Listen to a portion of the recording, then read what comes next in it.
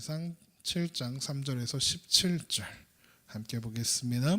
사무엘이 이스라엘 온 족속에게 말하여 이르되 만일 너희가 전심으로 여호와께 돌아오려거든 이방 신들과 아스다롯을 너희 중에서 제거하고 너희 마음을 여호와께로 향하여 그만을 섬기라.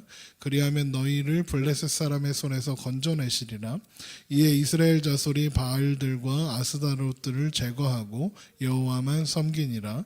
사무엘이 이르되 온 이스라엘은 미스바로 모이라. 내가 너희를 위하여 여호와께 기도하리라 하매 그들이 미스바에 모여 물을 길어 여호와 앞에 붓고 그날 종일 금식하고 거기에서 이르되 우리가 여호와께 범죄하였나이다 하니라. 사무엘이 미스바에서 이스라엘 자손을 다스리니라. 이스라엘 자손이 미스바에 모였다 함을 블레셋 사람들이 듣고 그들의 방백들이 이스라엘을 치러 올라온지라.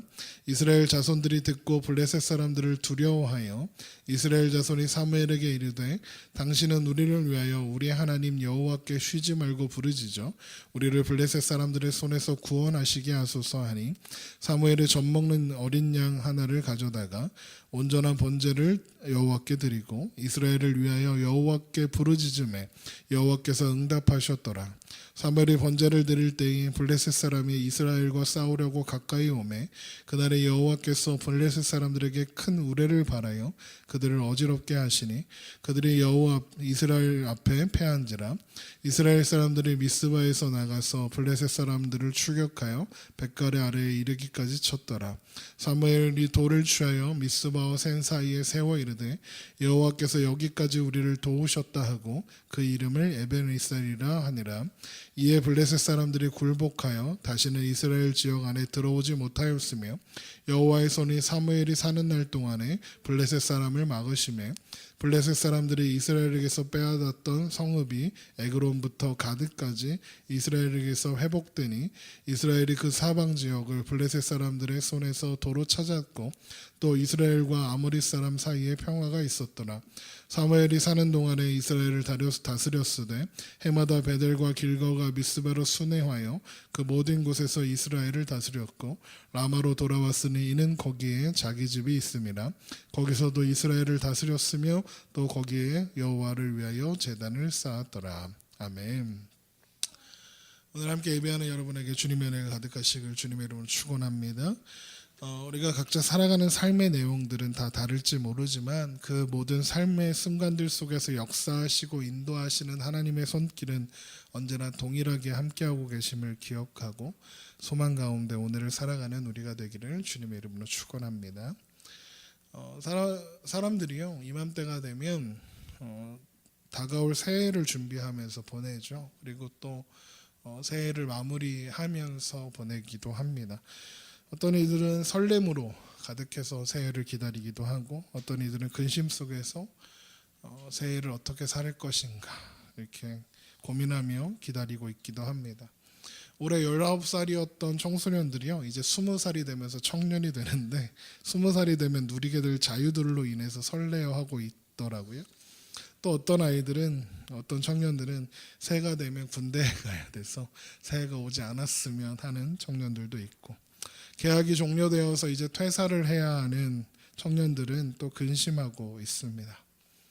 어떤 이들에게는 2018년이나 2019년이나 그저 하루가 지나가고 숫자가 바뀌는 것일 뿐 크게 변하지 않는 일상을 살아가고 있어서 그냥 기대도 없고 특별히 걱정도 없고 그냥 그렇게 오늘을 살아가는 것뿐이기도 한 사람들도 있습니다.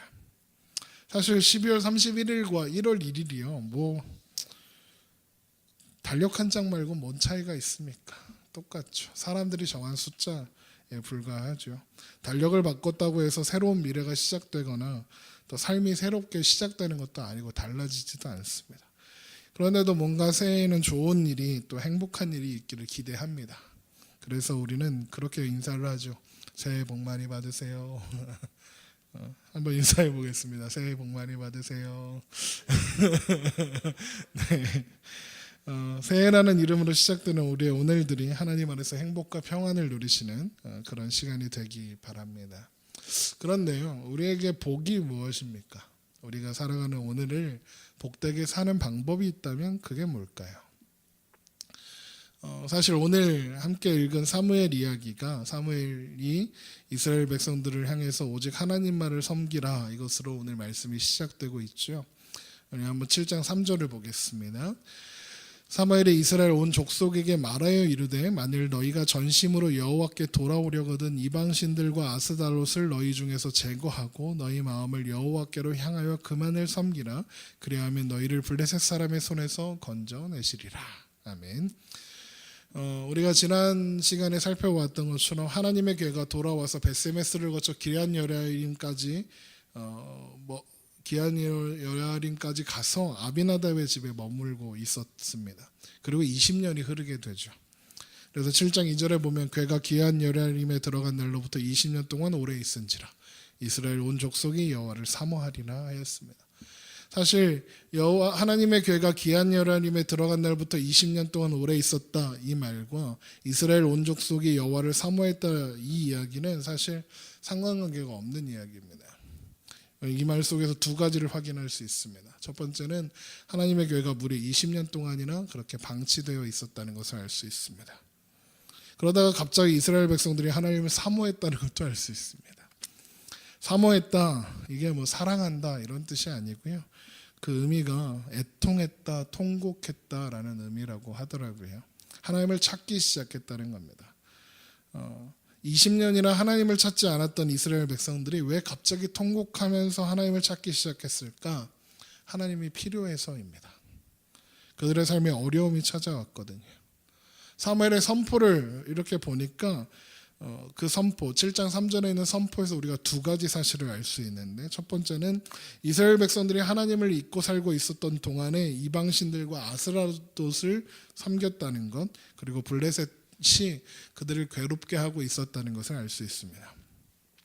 여기에 이방신들이라는 것은 아마도 가나안인들이 믿었던 신들이었겠죠.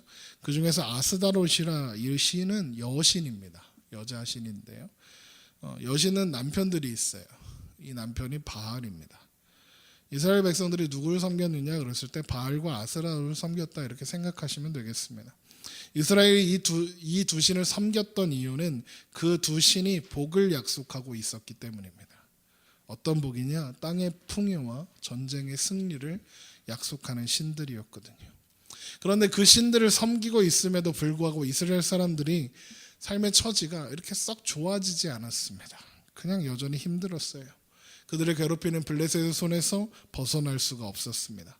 그리고 나서 이제 하나님을 찾는 겁니다. 사실 이런 이스라엘 백성들의 모습이 새롭진 않죠. 늘 그랬습니다. 사사기의 역사가 그거예요. 사사기의 역사가 하나님 앞에 범죄하죠. 이방신들을 섬기고 음란하게 이방신들을 섬깁니다. 그러니까 하나님께서 그냥 이렇게 내버려 두시죠. 그러니까 블레셋이 쳐들어오고 또 이방 족속들이 쳐들어와서 그들을 괴롭힙니다. 그러면 그제서야 하나님 앞에 하나님 도와주세요 이렇게 하죠. 그러면 하나님께서 사사를 보내시고 그래서 구원하시고, 사사가 사는 동안에 좀 평안하다가 사사가 또 죽으면 또 음행하고 또 벌받고 또 혼나고 또 사사가 오고. 그러니까 지금 이스라엘 백성들의 모습은 그들의 역사 속에서 계속 반복되어 온 내용입니다. 그렇게 역사가 반복되고 있는데도 왜 이스라엘 백성들은 하나님을 버리고 이방신들 바알과 아스다롯 이런 신들을 섬기는 잘못을 계속 반복하고 있는 걸까요?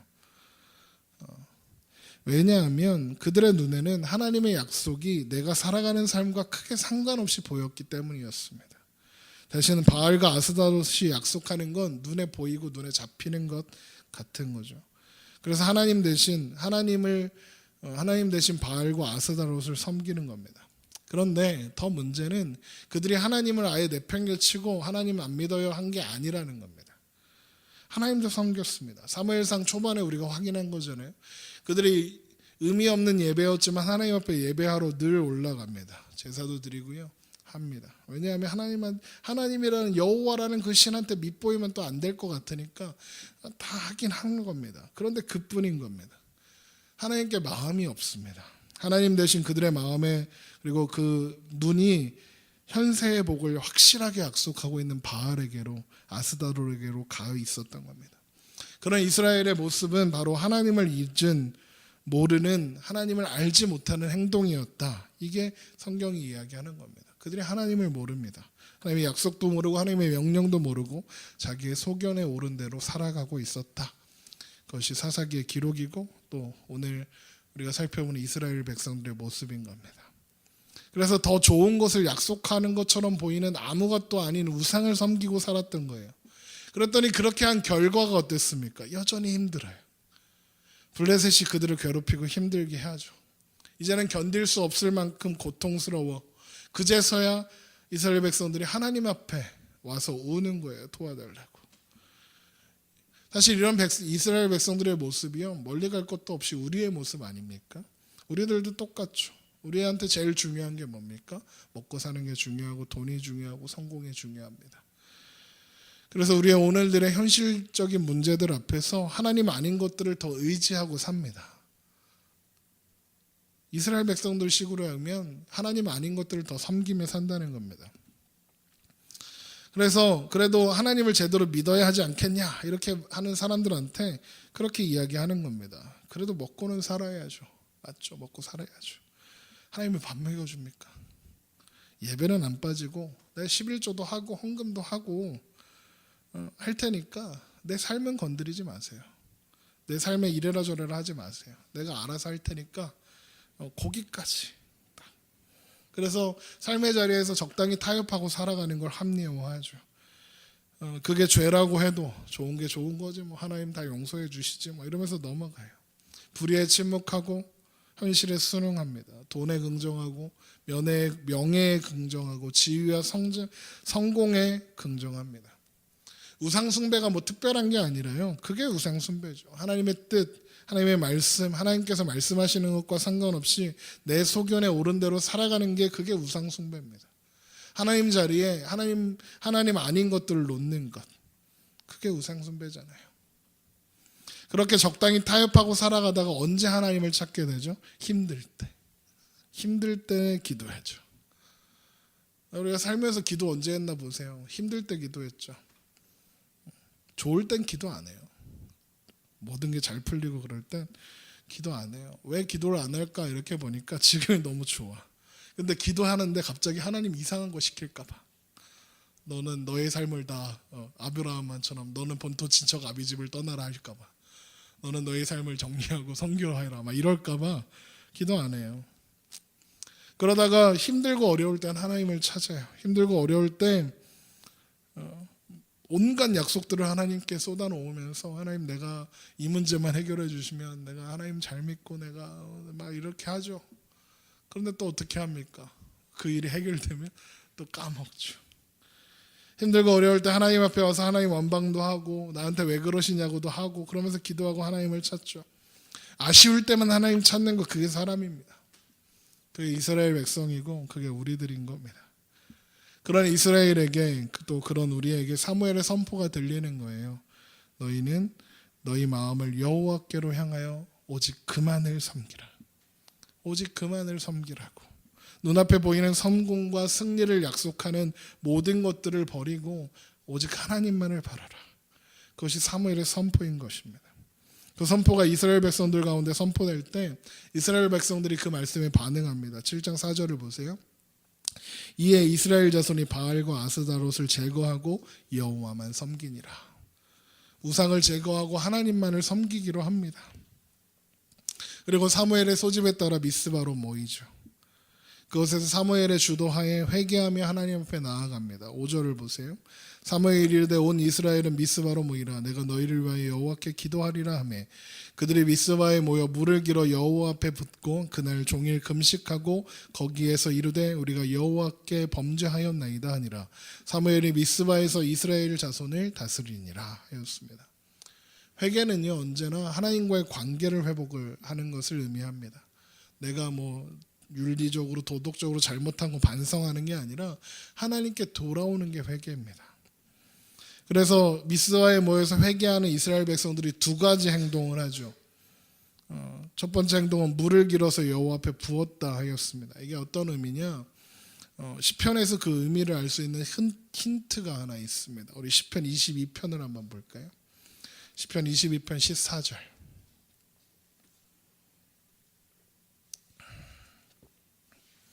시편 22편 14절 15절을 한번 보겠습니다. 이 시편 기자의 고백을 한번 보겠습니다. 시편 22편 14절입니다. 나는 물같이 쏟아졌으며 내 모든 뼈는 어그러졌으며 내 마음은 밀랍같이 내 속에서 녹았으며 내 힘이 말라 질그릇 조각 같고 내 혀가 입천장에 붙었나이다. 주께서 또 나를 죽음의 진토 속에 두셨나이다. 이렇게 되어 있죠. 여기 보면 나는 물같이 쏟아졌다라는 표현, 그러면서 시편 기자의 자신의 현실의 모습을 보여주고 있는 건데요. 물을 붓는다, 이게 뭐냐면 자신의 처지가 그거라는 겁니다. 쏟아진 물 같다. 우리의 처지와 현실이 너무나도 아프고 절망적이어서 쏟아진 물처럼 그런 존재라는 것을 고백하는 겁니다. 쏟아진 물이 돌이킬 방법이 있습니까? 없죠. 스스로 회복될 방법이 전혀 없습니다. 주워 담을 수 없죠. 이렇게 하나님 앞에 물을 부어 드림으로써 고백하는 거예요. 나는 아무것도 할 수 없는 존재입니다. 나의 모든 것이 하나님의 손에 달려 있습니다. 그렇게 고백하는 겁니다. 그러면서 금식했다 하였죠. 금식도 같은 의미입니다. 금식의 첫 번째 의미가 뭐죠? 나 좋은 거 안 하겠습니다 라는 뜻이죠. 나 좋은 거 안 하고 하나님 좋아하시는 것만 하겠습니다. 나 맛있는 거, 나 기쁜 거 안 하고 하나님 기뻐하시겠습니다 라는 그 의미가 첫 번째 의미인데요. 두 번째 의미가 중요해요. 두 번째 의미는 사람들이 모두 먹어서 힘을 냅니다. 밥을 안 먹으면 힘을 못 써요. 저도 그래요. 전 늘 배고파요. 밥을 먹어야 힘을 쓰죠. 그러니까 금식한다는 것은 무슨 뜻이냐? 내가 원하는 이 결과는 내 힘으로 할 수 없습니다라는 고백인 거예요. 그러니까 금식하며 하나님 앞에 나아간다. 나는 이 일을 할 수 없습니다. 하나님 도와주시지 않으면 하나님 내가 아무것도 할 수 없습니다. 이게 금식입니다. 살고 죽는 것이 하나님께 달렸습니다. 고백하는 거죠. 그래서 물 붓는 거, 또 금식하는 건 아무것도 할 수 없는 우리의 현실 속에서 하나님의 유일하신 해답입니다 라고 고백하는 겁니다. 그렇게 고백하고 회개하고 이제 우상 섬기지 말고 하나님만 잘 섬기겠습니다. 이렇게 고백하는 거죠. 그런데 그렇게 하면 모든 일이 잘 돼야 하지 않겠습니까? 이제 좀 먹고 살만하고 행복해져야 할 게 되어야 하지 않겠습니까? 그런데 그렇게 기대하고 있던 그때 그 기대와는 정반대의 사건이 일어납니다. 회개의 자리였고 예배의 자리였던 미스바에서 그들을 시험하는 사건이 일어나는 거죠. 이스라엘 백성들이 미스바에 모였다는 소식을 듣고 블레셋이 이스라엘을 치러 올라옵니다. 지금 이스라엘 백성들이 미스바에 왜 모였죠? 현실의 복을 위해서 바알과 아스다를 섬겼지만 여전히 힘들고 고통스러우니까 그래서 하나님을 찾게 되었고, 그래서 미스바에 모인 거잖아요. 현실적인 문제 해결하고 싶어서 모인 거잖아요. 그래서 사무엘이 시키는 대로 다 했어요. 회개하고 물 붓고 막 금식하고 기도했어요. 그런데 그때 블레셋이 쳐들어오는 거예요. 블레셋이 그들을 치러 올라오는 그때 이스라엘 백성들의 모든 기대와 소망이 쪼그라듭니다. 싸울 준비가 전혀 안 돼 있는 상태였고요. 금식하고 있었잖아요. 이 싸움은요, 무조건 지는 싸움이에요. 그래서 큰 두려움이 이스라엘 백성들을 엄습해 옵니다. 그래서 급하게 사무엘을 찾아와요. 우리 7장 7절을 보세요. 이스라엘 자손이 미스바에 모였다함을 블레셋 사람들이 듣고 그들이 방백들이 이스라엘을 치러 올라온지라. 이스라엘 자손들이 듣고 블레셋 사람들을 두려워하여 이스라엘 자손이 이스라엘 사무엘에게 이르되 당신은 우리를 위하여 우리 하나님 여호와께 쉬지 말고 부르짖어 우리를 블레셋 사람들의 손에서 구원하시게 하소서. 바알이고 아스다르이고 이스라엘의 문제를 해결하는데 전혀 도움이 되질 않았잖아요. 이제 남은 건 하나님밖에 없어서 하나님을 기대하고 하나님 앞에 붙잡고 하나님 찾았는데, 그래서 하나님과의 관계 회복하기 위해서 회개하고 금식도 했는데, 그러면 이제 블레셋이 절대 까불면 안 될 것 같은데 이상하게 이것들이 쳐들어오는 거예요. 그런데 만약에 이들이 지금 이스라엘 백성들이요 전적으로 하나님만 신뢰하겠습니다, 그렇게 막 믿음이 이렇게 바뀌었다면 두려워할 필요가 있을까요? 두려워할 필요 없을 거 아닙니까? 그런데 두려워해요. 온전한 믿음이 아니라는 거죠. 그래서 사무엘을 쫓아온 거예요. 지금 그 순간 백성들이 매달릴 건 이제 하나님밖에 없잖아요. 그런데 하나님께서 자기들 말을 들어주실 것 같지 않은 거예요. 블레셋이 지금 눈앞에 와 있어요. 지금 살기 힘든 오늘을 하나님께서 해결해 주실 것 같지가 않고 막 해결해 줄 수 있는 거야? 막 그 답이 보이질 않는 거예요. 그러니까 사무엘한테 가서 붙잡는 거예요. 눈앞에 보이는 문제를 해결해 줄 것 같은 그 사람한테 와서 매달려요. 당신은 우리를 위하여 기도하십시오. 부탁하는 거예요. 우리 기도는 하나님이 안 들어주실 것 같은데 사무엘이 기도하면 왠지 하나님 들어주실 것 같은 거예요. 하나님만이 문제의 답이시고 모든 상황 속에서 인도하신다 그 사실을 믿는다고 고백하면서도 한편으로는 불안해하고 있는 우리들의 모습과 똑같죠. 그래서 우리 어떻게 해요? 영빨 좋은 목사를 찾아가잖아요. 세상 사람들이 점쟁이 찾아다니듯이 기도 한 번 하면 막 병이 낫는다더라. 뭐 기도 한 번 하면 뭐 복이 임한다더라. 요즘에 그 안수 기도 중에 다이어트 기도도 있대요. 기도를 좀 받아볼까? 별 사람들이 다 있어요. 영빨 좋은 목사님들 찾아다니죠.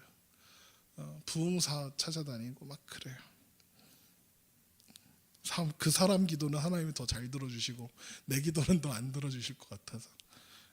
그러니까 그 사람들이 이상한 짓 하잖아요. 참 답답하죠. 이 우리의 모습들이에요. 믿는다 고백하면서도 여전히 현실은 불안해. 하나님이 정말 우리의 삶의 문제를 해결해 주실 수 있는가 두려워해. 그게 우리의 모습이죠. 그런 이스라엘 백성들을 향해서 하나님께서 보여주시는 거예요. 그래, 맞다고. 너희가 믿고 의지할 수 있는 것은 오직 여호와 하나님밖에 없다는 걸 보여주시는 거예요. 그래서 사무엘이 번제를 드릴 때 하나님께서 사무엘의 기도에 응답하셔서 블레셋을 패하게 하십니다. 우리 그 장면을 보죠. 10절을 보세요. 사무엘이 번제를 드릴 때 블레셋 사람이 이스라엘과 싸우려고 가까이 오매 그날에 여호와께서 블레셋 사람에게 큰 우레를 발하여 그들을 어지럽게 하시니 그들이 이스라엘 앞에 패한지라. 하나님께서 우레를 발하여 블레셋 사람들을 패하게 하셨대요. 이 전쟁에서 우리가 주목해야 하는 것은 이스라엘 백성들은 아무것도 안 했다는 겁니다. 이 전쟁에서 이스라엘 백성들은 블레셋을 물리칠 어떤 조건도 없었어요. 군대도 없고 무기도 없고 아무것도 없었어요. 어떻게 블레셋을 물리쳤습니까? 하나님께서 물리치셨죠. 우레로 물리치셨습니다. 하나님께서 이웃 애굽이나 이런 데서 막 군대를 불러오거나 막 탱크를 소환하거나 막 그러지 않으시고 우레를 발하셔서 물리치셨습니다. 여러분, 세상에서 전쟁이나 싸움은요 언제나 좋은 무기나 더 많은 군사나 더 좋은 탁월한 전략 전술로 그 승부가 결정됩니다. 그런데 이 전쟁은요 그런 게 아무 조건이 되질 못했습니다. 하나님의 세상의 질서, 세상의 규칙이 전부가 아니다. 이 승리를 통해서 우리에게 보여주시는 겁니다. 눈에 보이는 것이 전부가 아니라 하나님이 이기시는 방법이 있다는 겁니다. 생각해보면 기도가 현실적으로 보세요. 현실적으로 기도가 전쟁에 이기는 방법이 될 수 있습니까? 아무런 도움이 되지 못하죠. 현실적으로 보면. 그런데도 하나님께서 기도에 응답하사 이기게 하셨습니다. 세상의 가치와 질서가 전부가 아니라 하나님의 주권과 하나님의 손에 모든 것이 달려있다는 것을 이스라엘 백성들에게 그리고 오늘을 살고 있는 우리들에게 보여주시는 거예요. 우리가 이스라엘 수준하고 똑같거든요. 하나님만 붙잡고 살기에는 세상이 너무 두려워요. 현실적인 어려움이 너무 많아요. 그렇다고 하나님 알아. 그래서 세상 사람들처럼 그렇게 막 살 수는 없고 하나님 아니까 또 하나님 믿긴 믿어야겠고 막 그런 딜레마 속에 우리가 살아가죠. 그런 우리들에게 하나님께서 말씀하시는 거예요. 너희 눈에는 세상의 원리와 가치와 질서만 보이겠지만 그게 최고인 것처럼 보이겠지만 이 세상의 유일한 통치자는 오직 하나님뿐이시다. 하나님의 하나님 되심을 알고 그가 온천하 만물의 주인이심을 창조주이심을 모든 것을 통치하시는 유일한 통치자이심을 알아라. 잊지 말아라. 그리고 그것을 아는 자는 더 이상 세상의 원리와 가치와 질서가 방법으로 흔들 수 없는 존재가 된다. 이것을 말씀해 주시는 거죠. 그럼 묻고 싶어요. 그런데 왜 이렇게 힘듭니까? 하나님 함께 하시고 하나님은 온 우주의 천하 만물의 통치자이시고 하나님의 주권 가운데 모든 것이 인도받고 있다면 왜 그렇게 힘듭니까? 하나님 저 믿어요. 하나님이 온 천하 만물의 유일한 통치자이신 거 믿어요. 하나님만이 모든 문제의 답이신 거 저 믿는다니까요. 그런데 저는 왜 이렇게 힘듭니까? 우리의 현실 속에서 그런 체념들을 가지고 살아가잖아요. 왜 그럴까? 그것은 그 세상의 기준과 가치를 신앙으로 해결하고 싶기 때문에 그렇습니다. 하나님 이왕이면 잘 먹고 잘 살게 해주세요. 세상의 가치를 하나님의 힘을 빌어서 이루고 싶어서 그렇습니다. 그게 우리 마음이라서. 믿음의 눈으로 보면 우리의 인생을 이렇게 보면 여기까지 오기까지 하나님께서 단 한순간도 쉬시거나 멈추거나 우리를 인도하시는 손을 놓으신 적이 있습니까? 없어요. 단 한순간도 없어요. 그런 찬양 있잖아요. 하나님 한 번도 나를 실망시킨 적 없으시고 언제나 공평과 은혜로 나를 지키셨네. 지나온 모든 세원들 돌아보아도 그 어느 것 하나 주의 손길 안 미친 것 하나 없네. 막 그 찬양 부르면서 막 눈물 흘리고 그렇지 하나님 함께 하셨지만 그렇게 고백하고 해도 하나님 한 번도 우리를 향한 돌보심을 멈춘 적이 없음에도 불구하고 우리의 현실이 우리의 모습이 어렵고 지치고 힘들어서 우리는 그런 하나님의 손길을 놓치고 보지 못할 때가 너무나도 많죠. 그래서 입술로는 믿음의 눈으로 바라보겠다 하면서도 그러지 못하고 있어서 그래서 보이지 않노라 모르겠노라 이야기하고 있는 겁니다. 차라리 그럴 때 하나님이 이렇게 쫙 나타나서 너 이씨 그러면 너 이씨 그렇게 원망 없는 지옥 보낼 거야. 너 말 더럽게 안 들어. 그 욕심 못 버리면 너 지옥 가 임마. 너 그 정도밖에 안 돼? 너 그럼 나 믿는다고도 하지 마. 너 왜 이렇게 날 못 믿어? 이 한시 없는 놈아. 이거 완전 가짜구만. 그랬으면 좋겠는데 차라리. 그러면 에이 나 그러면 하나님 안 믿어 하고 도망갈 텐데. 하나님 그렇게 안 하시더라고요. 물론 그렇다고 하나님 은혜 뭐 그런 거 모르겠고 나 마음대로 살려고 그러면 안 되겠지만 하나님이 그러시지 않고 찾아오세요. 만지시고 울고 있는 내 눈물을 닦아주신대. 그래 그렇게 아팠구나 하시면서 내 손 잡아주시고 하나님 제가 이런데 하나님 어떻게 하나님 나를 사랑하세요? 아니 네가 그래서 사랑하는 거예요. 내가 약해서 그렇게 헤매고 정신 못 차리고 하나님 원망하고 아파하고 고민하고 슬퍼할 때 하나님 찾아오셔서 눈물 닦아주시고 그리고 말씀하시는 거예요. 너는 내 아들이다. 너는 내 사랑하는 딸이다. 괜찮다. 네 힘으로 하는 게 아니라 내가 널 만들어가는 거다. 걱정하지 말아라. 네 인생을 네가 책임지라고 하지 않는다. 내가 책임진다. 넌 내 거다 말씀하시는 거죠. 너보다 내가 너를 더 잘 알아. 그러니까 나한테 맡기고 나랑 같이 가자. 그렇게 말씀하시는 거죠. 창세전부터 그렇게 약속하셨고 예수님께서 그렇게 이루어내셨고 성령님께서 이제 우리에게 오셔서 그렇게 붙잡고 계시는 거죠. 내가 너희를 고와 같이 버려두지 아니하고 너희와 함께 하리라.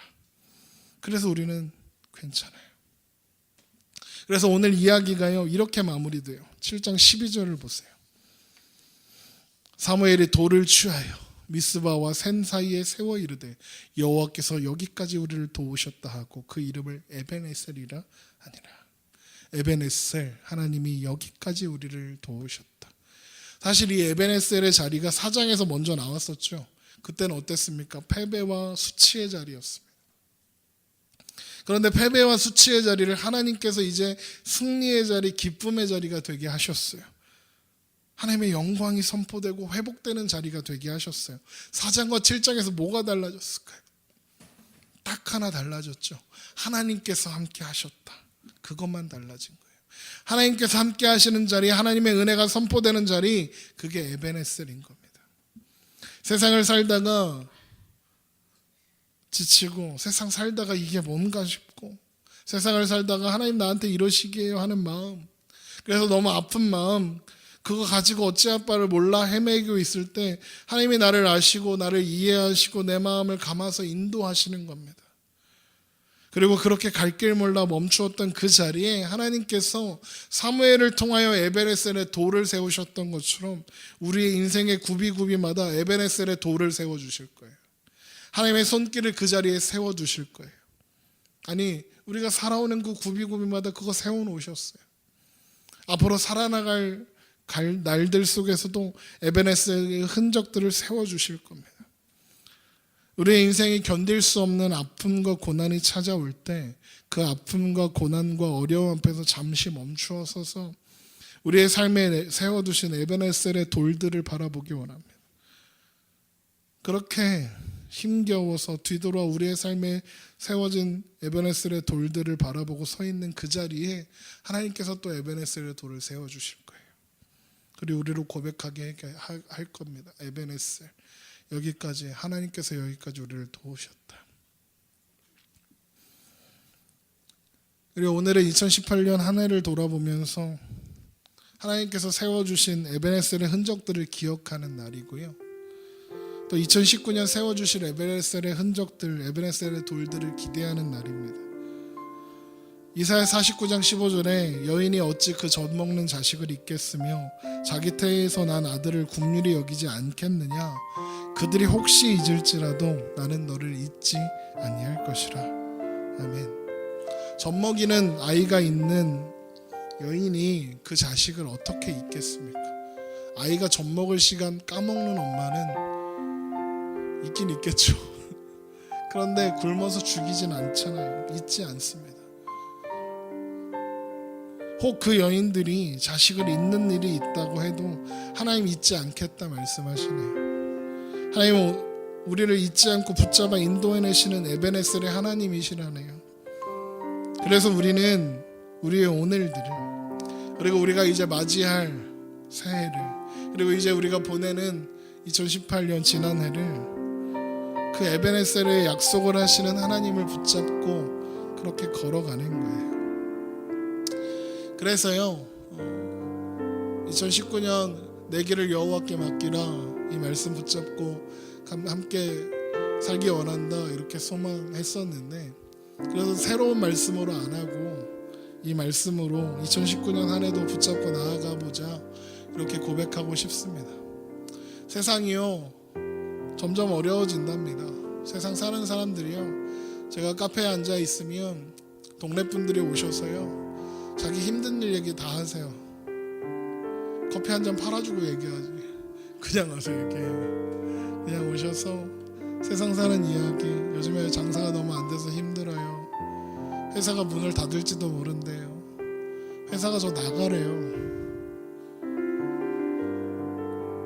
목사님 취업이 안 돼요. 목사님 대학이 자꾸 떨어져요. 이번에 자식놈이, 세상 사람들이요 너무 힘들대요.